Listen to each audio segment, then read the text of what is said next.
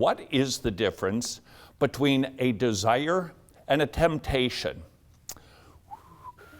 That's me whistling. Todd, it's you not whistling very well. What is the difference between a temptation and a desire? Why does this matter? Right now, theologians are debating the difference so that people who struggle with some innate sexual tendencies can say, it's okay. It doesn't matter that I feel aberrant sexual desires because after all, Jesus was tempted too.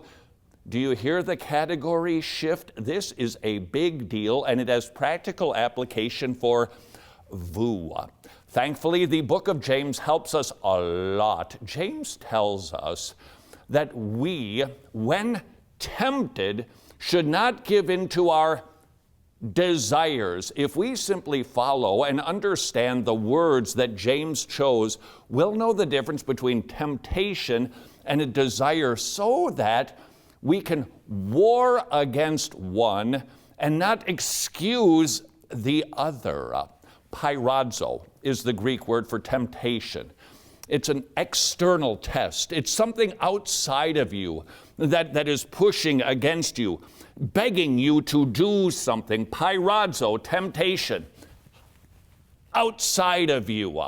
Epithumia, that is an internal desire. Clearly, there is a massive difference. James tells us that temptations happen on the outside. That is how Jesus could be tempted just like we are, but not sin. But that's not the same as having an epithumia, an internal desire. The difference, massive. Let's just say you're out and about, and a person whose form attracts you walks by. What do you do with that? You file that underneath temptation. It is outside of you. It is something external going, hey, wanna sin? However, the temptation is not the sin itself. The temptation is just that, an external testing. It is our innate desires. Those are the things that are kind of built into the fabric of our DNA. It's lust. It can be a propensity for lying or cheating or coveting or stealing.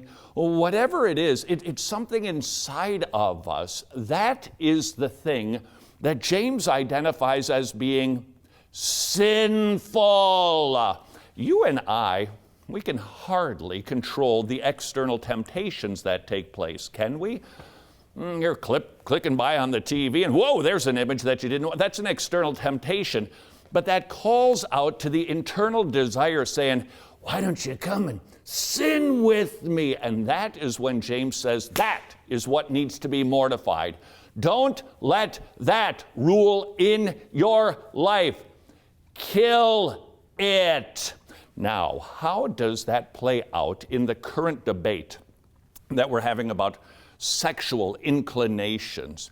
You may be born that way. Recently, a study was done to indicate, well, there may be some internal genes that kind of conspire together, but there is no particular gene that determines your sexuality.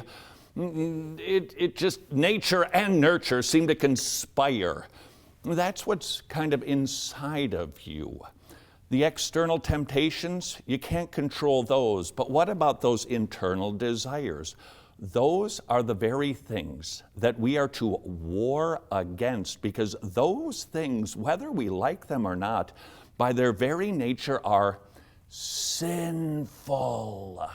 That means if you have any aberrant desires, sexual or otherwise, that thing that's inside of you that would kind of like to do that, that in and of itself is an epithumia. It is a desire, it is a sin, and it needs to be killed. You can't control the temptations, but you can go to war against your desires.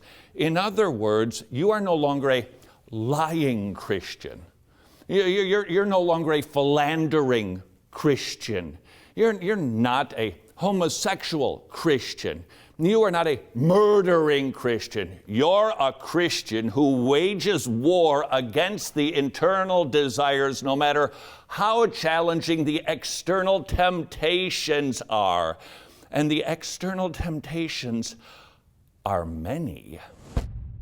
If you'd like more Wretched content, and who wouldn't, visit wretched.org and you will have Wretched coming out of your nose. And that's biblical.